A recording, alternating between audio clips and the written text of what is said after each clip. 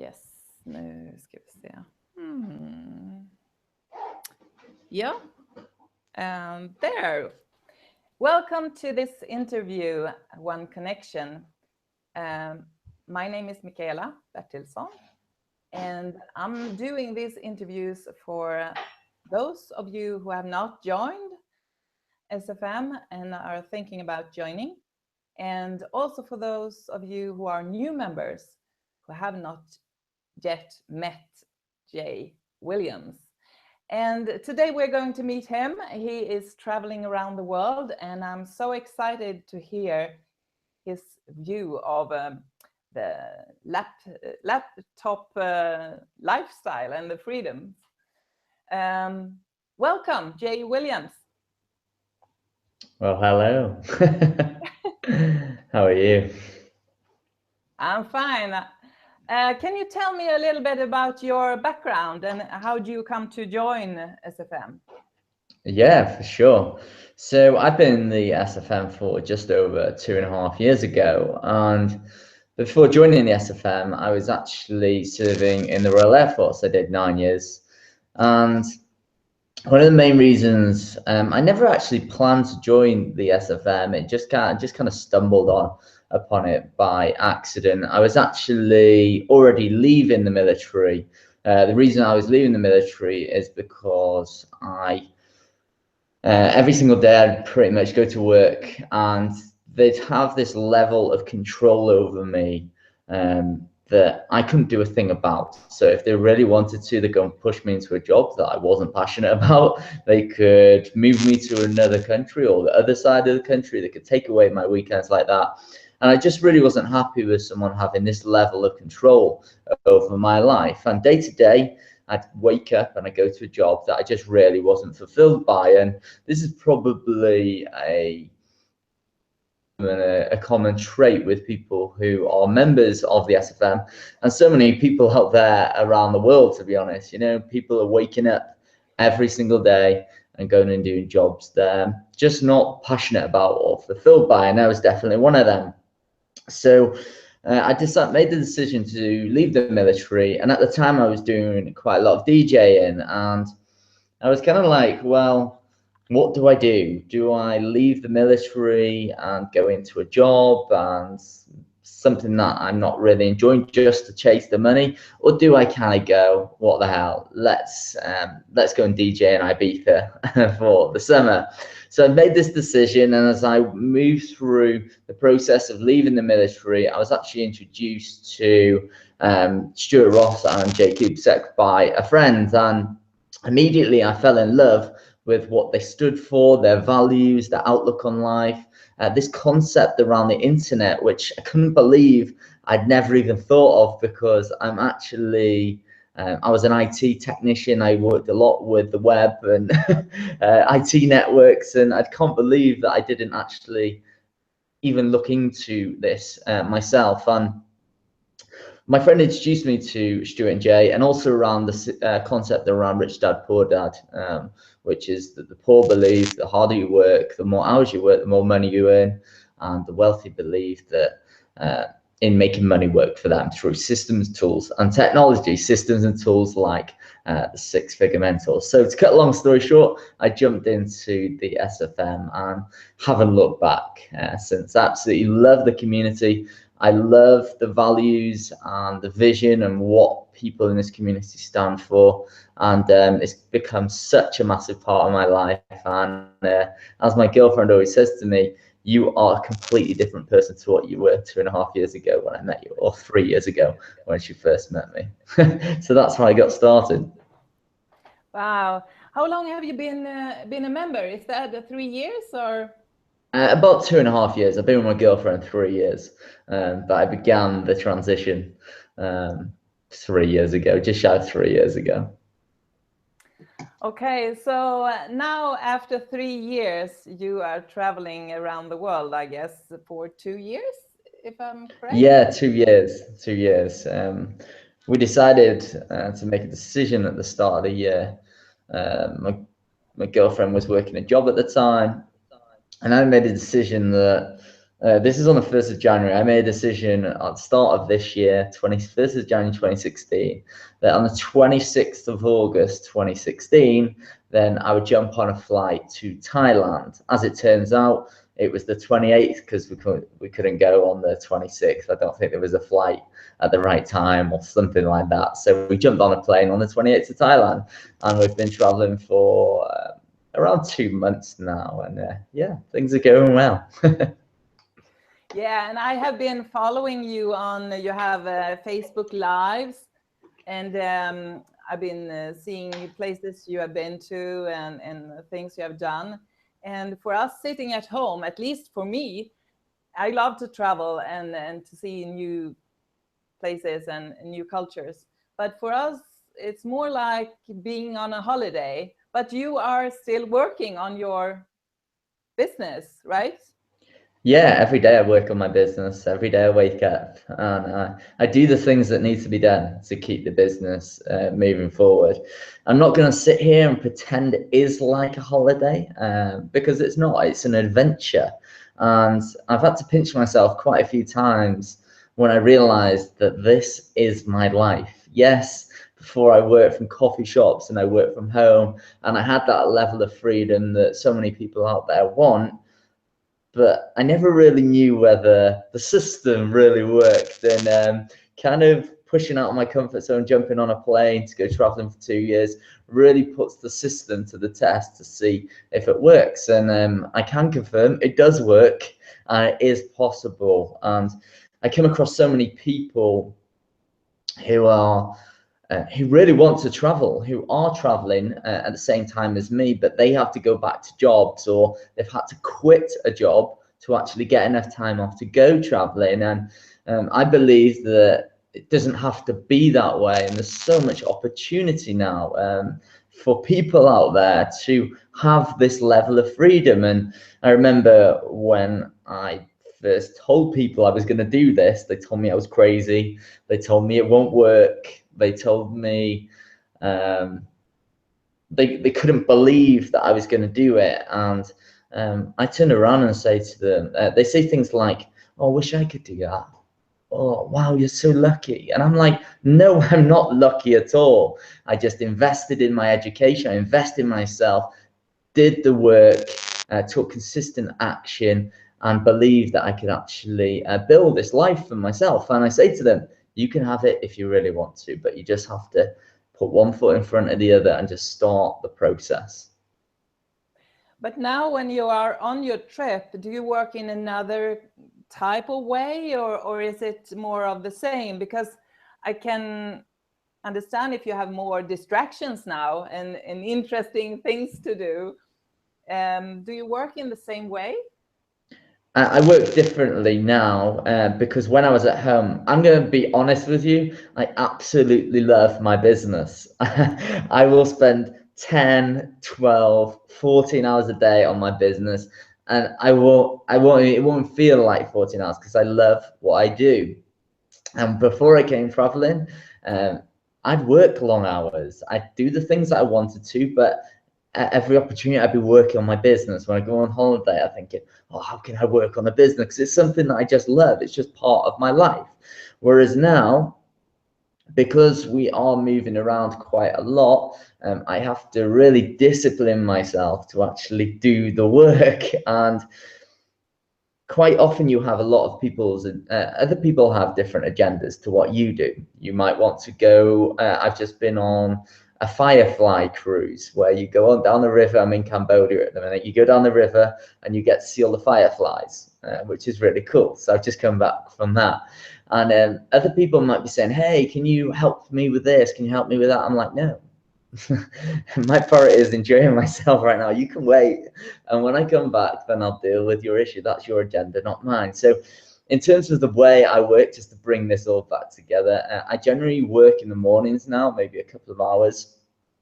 Sometimes we go to a coffee shop where we might take a day or two out of our traveling just to kind of make sure we're on top of things.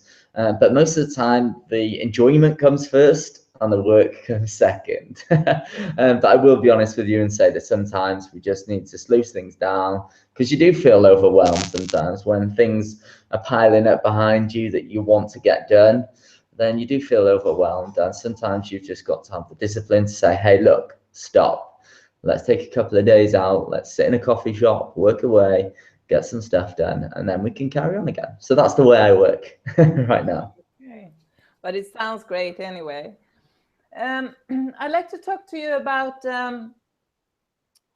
when you chose your marketing strategy and what kind of platform you would like to use. How did you, because I've seen so many videos. You are the video guru within the community. So I'd like to know more how you come to find video as your strategy. First of all, thank you for calling me that. It's nice that people consider me to be that good on video, actually. I remember when I first created video, I never believed I was very good.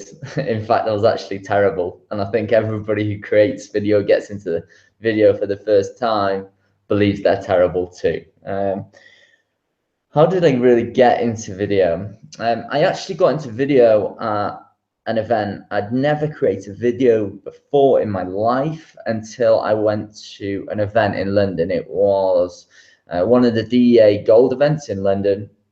I was sat at the front of the room, and Stuart Ross and Jake Hubser were doing a bit of a Q&A. And someone once told me that it's very difficult to talk to yourself, to talk to a camera for 5 minutes. And I was thinking to myself, oh, well, I've never really tried, so how would I know?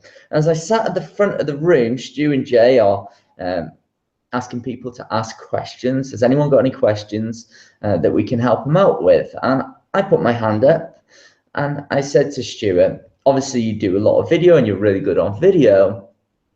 Have you got any tips for anyone starting out? Now, I was following a guy called Sri Parbaraju, who is a massive inspiration to me.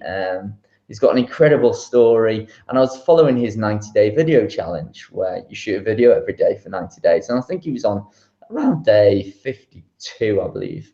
And Stuart said, Sri, where are you? Put your hand up. And Sri put his hand up. He says, come up here, come up here. Sri walks to the front, and he's this real soft, gentle guy from Canada. He's originally from India. He sits at the front and he says, okay, you're going to do day number 53 of the 90-day video challenge in front of all of these 100 people. And Shari's looking like, really? Absolutely terrified, because he's this really shy, quiet guy. He stands at the front and he holds his phone in front of him and he says, hello, my name's Sri Pabaraju. I'm on day number 53 of my 90-day video challenge. I'm standing here, my legs are shaking, I'm absolutely terrified, but Stuart Ross has asked me to create a video in front of all of these people. And he opens up the camera and it shows everybody in the room. We all go, way! And it was in that moment, I just sat there and thought, wow, that guy has got some balls. And the impact that he had on that room inspired me to start shooting videos. So the day after, it was 6:20 in the morning. I was 20 minutes late for work. I had massive bags under my eyes. I looked terrible. And I literally picked up my phone in front of me and I said, hello, Jay Williams here. Welcome to my first video of the 90-day video challenge. I'm 20 minutes late for work, but I don't really care. And from then on, I pushed on. I did video, and I'm one of these people that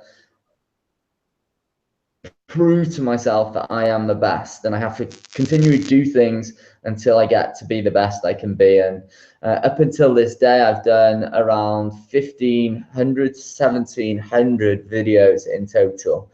I've done 2 90-day video challenge. I've done videos for YouTube. I've done Facebook Lives. I've done countless videos, webinars, tutorials, everything you can possibly imagine as far as video. And I'm still learning. There's still so much to learn. And even though people consider me an expert, and I'm very grateful for that, there's still so much I can learn to improve myself. So that's how I got into video. And for those of you who know me, know that I absolutely love it. And it's very inspirational. Very. Thank you so much. I heard you on a Facebook Live that you were talking about what mentors meant for you.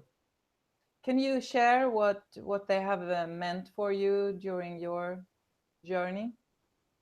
Sure.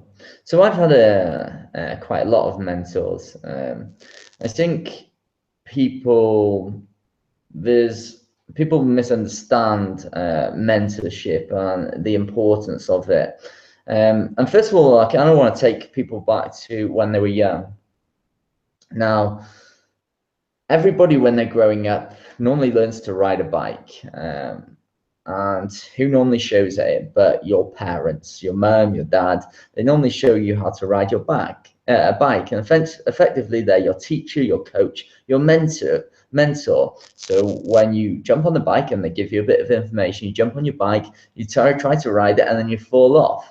Now, maybe you cry a little bit, but you look to your parent as your mentor, your coach, and you say, oh, but I fell off, what do I do now? They turn around, they say, get back on and go again. Try again, keep trying until you get your balance, and once you get it, you'll never forget it. So all through our lives, from riding a bike to going to school and having teachers, etc., we're getting mentorship. Now, mentorship throughout our lives that we get from growing up is nothing different to business mentorship, which is what we invest in the SFM and DEA. So I massively believe in mentorship. If you want to get fit and you want to get the best information from the best source and achieve your goal in the shortest period of time, guess what you invest in? A personal trainer. It's no different in business. It's no different to riding a bike, no different to learning to drive a car. So I invest a lot of money into mentorship through 6-Figure Mentors, DEA, and also other types of mentorship as well. Now, the reason I invest, I'll give you the reason that I invest, and I believe that everyone should invest in mentorship. Where you are right now, if it's not where you want to be, there's a reason for that. What you have in here, the tools you have accessible to you, your resources have got you to this point, and that you've achieved a certain level of success in your life, whether you've moved through a career, a certain level of success in business, fitness, relationships, whatever. But in order to get to that next level, you need to invest in a mentor, someone who's already walked that path, who understands what it takes to get here. Now, you can try and do it alone. You can zigzag from side to side, and yes, you might get there, but it's going to probably take you a lot of money, a lot of blood, sweat, and tears, and probably there's going to be a lot of failures along the way. So this is why I say, if you want to get to here, someone who's walked the path, who can take you from where you are right now to where you need to be. And that's why I believe so much in mentorship. And when you look back on your journey and how you see your development and the leadership skills you have gained, what have you to say about that? My development, well, as I said before, my girlfriend believes that I'm a completely different person to who I was when we first met. And not like, I look different or anything, but in terms of the way I see the world, the way I've become so much more self-aware, the way I've been able to grow into the person I need to be in order to be able to travel the world, because there is no chance I'd have been able to do it, because I didn't have the skills to do it. I didn't have the education. I didn't have the experience. But now I've gone through that process. I've taken on board what my mentors have taught me, and I've applied it. tried it out, see if it works. If it doesn't work, try something different. And that's made me into the person I am today, which apparently is completely different to what I was 2.5 years ago. And and I now, would of like, course, and now, of sorry. course, I get the opportunity to lead others through video marketing training, mentorship within the six-figure mentors and DEA, through the elite trainings I hold, etc. And it's a very privileged position to be in, and I'm very grateful that I get to serve so many people in such a positive way, just through sharing my perspective and sharing the knowledge that I've learned over the last 2.5 years. So yeah, I absolutely love that. And I like to add that when I look upon the leaders within the community, I see a lot of giving and a lot of serving others. And that's something you learn within the community, I think. It's a very giving and forgiving community. So you have to go outside your comfort zone to grow a little bit more. 100%. If you have that uncomfortable feeling in your stomach, um, that's the thing, and you're kind of thinking about something that you might want to do. Let's say public speaking, for example, or even getting on video. A lot of people struggle to get on video. They worry about how they look, they worry about how they sound, they worry about what if I mess things up. And we all have these insecurities. People are even surprised sometimes when I tell them that I get nervous before I go on video. And believe me, I do sometimes. And it's important that in order to grow, that when you get that thing in your stomach and you're scared of doing something, that you actually just do it. Because once you've done it, you look back and you go, oh my God, why was I even scared of doing that? And if you want to grow and improve and become the person you need to be to achieve the level of success which you so desire, and if that's a life of freedom, traveling the world, then you have to take that step. Otherwise, you will just slip back into the comfort zone, the safety of your normal environment, which your brain loves, by the way. It loves to be safe. Your brain is trying to protect you, but if you want to grow, you need to step out of that. Yes. And if you are a person who have not decided yet and are thinking about joining SFM, what would you say to them? What kind of advice would you give them? It's always a tough question, this, because everyone's in very much a different situation. Whew, let me take a breath.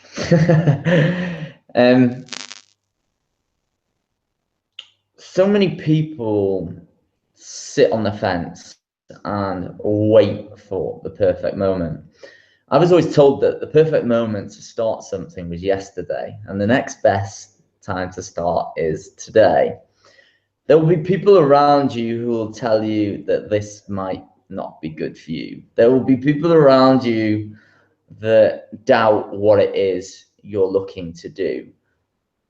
But the people around you who try to influence you in this negative way just aren't you. So when you're thinking about this, when you're considering, maybe you're doing some research and looking into different people whose list you're on, or looking into the six-figure mentors DEA, try to keep an open mind, because if I'm sat here in Cambodia in my hotel room and I'm traveling the world after leaving a potential 22-year secure career with fantastic pension benefits, 6-7 holidays a year, and everything that goes with it, then something about this system and this education, it must be serving people in some kind of positive way. So try to think about things with an open mind, and don't think, oh, they said this, so I'm not going to do it. You know, naturally we are pack animals. We like to be in the herd. You know, like when we see other people doing things, we go, oh, they're doing it, so I'm going to do it Two, I'm going to tell you that people in this community, when people say, let's go left, they go right. They challenge the status quo. They believe in something better. They believe in something different. And if you're someone who believes that you are different and you believe there is something better out there for you, whether it's freedom, money, you want to spend more time with your kids, then this can truly help you. And I really, really mean that. And there are so many people out there that are waking up to this, and you've only got to look to the internet, look at artificial intelligence, on how the internet is now shaping the world. I'm not going to go into a rant. I could have gone into a mobile phone rant, but just open your eyes to what is happening around you. That's the only advice I can give you, and make your own decision based on your own thoughts and your own gut feeling. Thank you so much, Jay, for making it possible for us to talk and for being on this video today. And My pleasure. and I like to wish you a very good trip for the years to come here. And I look forward to, I look forward to all the Facebook Live videos too. Facebook Live, yeah. I'll do my And best to share some more stories. yeah, and to you who are watching, I hope you enjoyed our talk here. If you like to hear more about people I've interviewed and are coming up here videos, please subscribe to the channel or to the blog post. Okay, bye. Thank you very much.